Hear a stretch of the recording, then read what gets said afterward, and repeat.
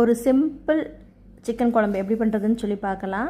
Coconut oil ஊற்றிருக்கேன், ஒரு chilli போட்டிருக்கேன், நான் வெங்காயம் பெரிய வெங்காயம் வந்து ஒன்று போட்டிருக்கேன், தக்காளி வந்துட்டு ஒரு தக்காளி போட்டிருக்கேன், கறி லீவ்ஸு, இஞ்சி பூண்டு பேஸ்ட்டு எல்லாத்தையும் போட்டு நல்லா வதக்கிக்கணும். நல்லா ஸ்மாஷ் பண்ணி வதக்கிக்கணும். தக்காளிலாம் நல்லா மசியணும். இது சிம்பிளாக தான் இருக்கும், ஓகேவா? கோழி வந்துட்டு சிக்கன் இருக்குல்ல, இது வந்து எலும்பெல்லாம் சூப்பு பண்ணுறதுக்கு எடுத்து வச்சுருக்கேன். கொஞ்சம் போன்லெஸ் வந்து ஃப்ரைக்காண்டி எடுத்து வச்சுருக்கேன். இது வந்து போன்லெஸ்ஸும் இருக்குது. பக்கத்தில் என்னென்னா இட்லியும் பண்ணுறேன், சிக்கன் குழம்பும் இட்லியும் சாப்பிட்லாம் அப்படின்னு சொல்லிட்டு இன்றைக்கி மார்னிங் டிஃபனுக்கு வந்து ரெடி பண்ணிகிட்ருக்கேன். அதை தான் காமிச்சிட்ருக்கேன் நான். இப்போ இது நல்லா வந்து ஸ்மாஷ் ஆகணும், தக்காளிலாம் நல்லா வதங்கியிருக்கணும். எல்லாம் வதங்கி முடிஞ்சதுக்கப்புறம் நம்ம வந்து க்ளீன் பண்ணி வச்சுருக்க சிக்கனை வந்துட்டு அதில் ஆட் பண்ணிடலாம். இப்போ இதில் என்னென்ன மசாலா ஆட் பண்ணுறேன் அப்படின்னா, ஹாஃப் டேபிள் ஸ்பூன் வந்து தனியா powder, half table spoon chilli powder, 1 table spoon கறி மசாலா பவுடர், கரம் கிடையாது, கறி மசாலா பவுடர்னு இருக்குல்ல, அது 1 டேபிள் ஸ்பூன் போடுறேன்.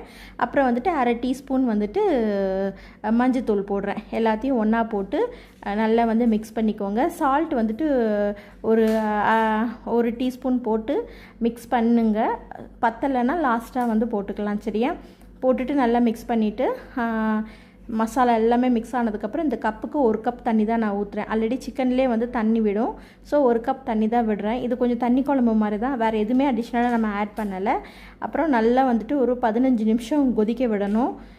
நல்லா கொதிக்க விடணும். சிக்கனை வந்து நான் வந்து குட்டி குட்டியாக கட் பண்ணியிருக்கேன், ரொம்ப குட்டி குட்டியாக வந்து கட் பண்ணியிருக்கேன். அப்போ தான் நல்லா தண்ணி விடும். நல்லா அந்த கறி குழம்புக்கு வந்து தண்ணி குழம்புக்கு வந்து இட்லி சாப்பிட்றதுக்கு சூப்பராக இருக்கும்.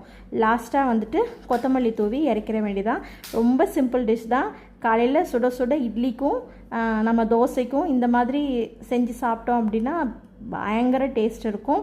ரொம்ப சிம்பிளாக இருக்கும்.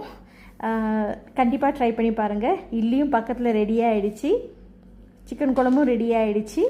ஸோ நாங்கள் வந்து இட்லி சிக்கன் குழம்பு சாப்பிட போகிறோம். ஸோ நீங்களும் வந்துட்டு இதை வந்து கண்டிப்பாக ட்ரை பண்ணுவீங்கன்னு நினைக்கிறேன். பிடிச்சிருந்துச்சுன்னா மறக்காமல் சேனலை சப்ஸ்கிரைப் பண்ணுங்கள். பாய்.